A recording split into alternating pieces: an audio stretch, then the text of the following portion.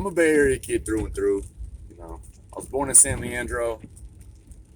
Father's from Santa Cruz. My mom from San Francisco. I was raised in Fremont. When I was 7 years old for Christmas, uh, I got a visit from Child Protective Services, and they placed me in custody and put me in a home in San Lorenzo. And I lived with a really, really cool Mexican family who knew how to cook great and party hard. And went to a few quinceañeras and drank my first beer in third grade. And, just totally lived a different life. And then when I was 9, that was when the courts decided that I was no longer temporary custody. I was going to be permanent custody. So at that point, they had to decide where they were going to put me. And seeing that my roots were in Fremont, they sent me to a foster home in Fremont. And that's where I met Bob Durkin, my foster father. I was a knucklehead, hard-headed guy, hard-headed kid, confused, had a lot of issues at the moment.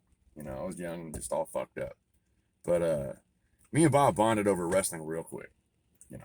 Before foster care, me and my brother used to sit and watch, Saturday Morning Superstars while eating our bowls of cereal. Anytime we can get any wrestling on the television, we were glued to it. And, we had a friend named Dave Merton that was a friend of my father's who would, give us his old tapes. And I remember 92, 93 watching SummerSlam 91 and just, I was always a little bit behind, but just enamored with wrestling from a really young age. So flash forward to my second foster home and meeting Bob. And, right off the bat, we both shared a love of wrestling. Bob would always tease me like he knew every wrestler. He told me he knew Razor Ramon. Bob told me he knew Doink the Clown. Always was trying, any masked wrestler you can think of, he knew the guy. That was always really funny. But yeah, Bob had WWF Magazine dating all the way back to like 1991.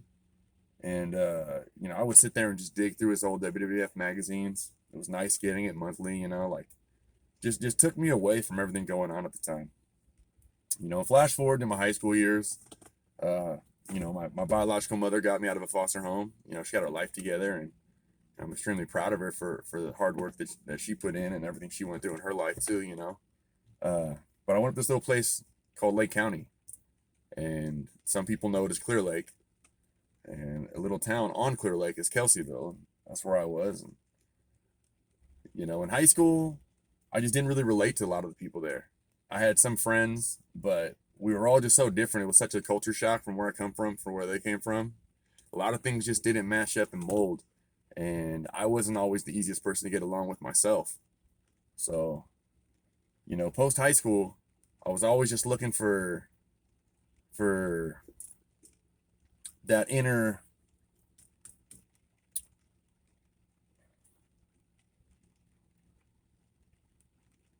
I got to reflect for a moment.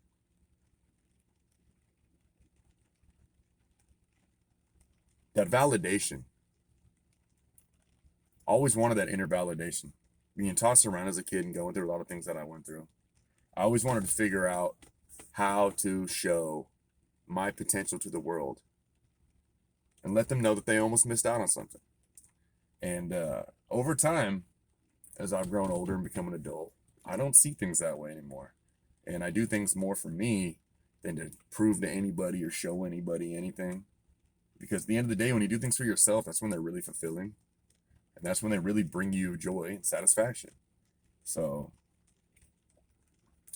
at the end of the day, if you're doing something to spite somebody and the end goal, the orgasmic moment is to watch them suffer or to see them, be in a moment of regret, it's fucking sick and disgusting.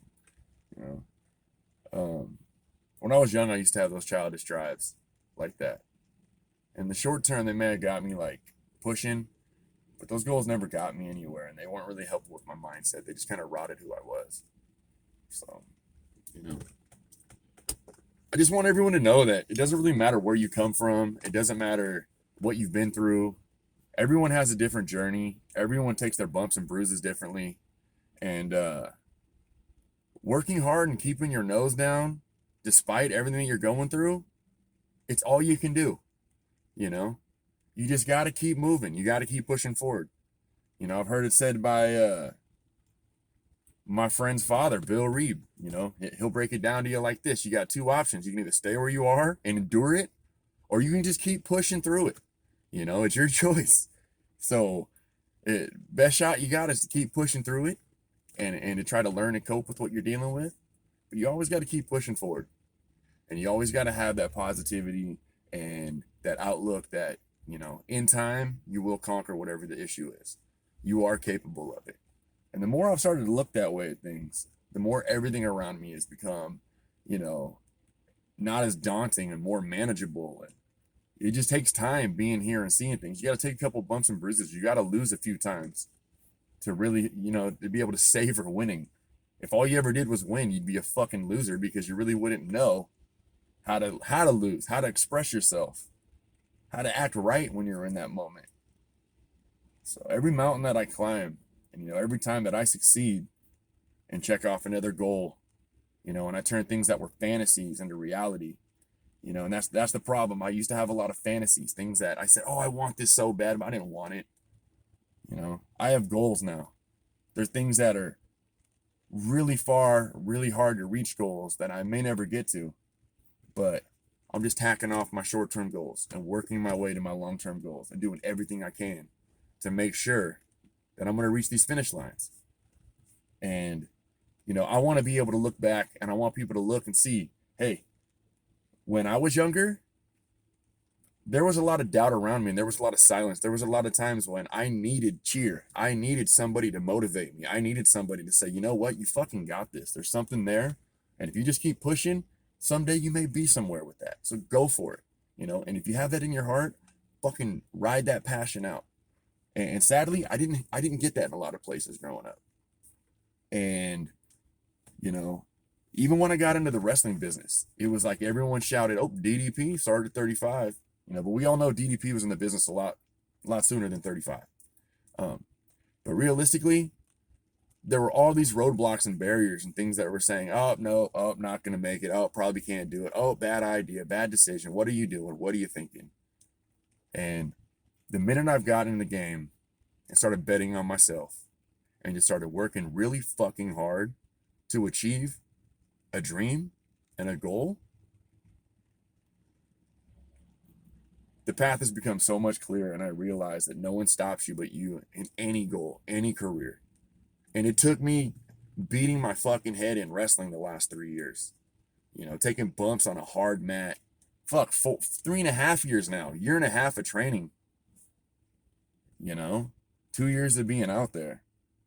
It took me busting my ass, beating up my body, going out there and giving it my fucking all when I was scared to realize that you can do anything in this world. And age isn't a factor in number in most things.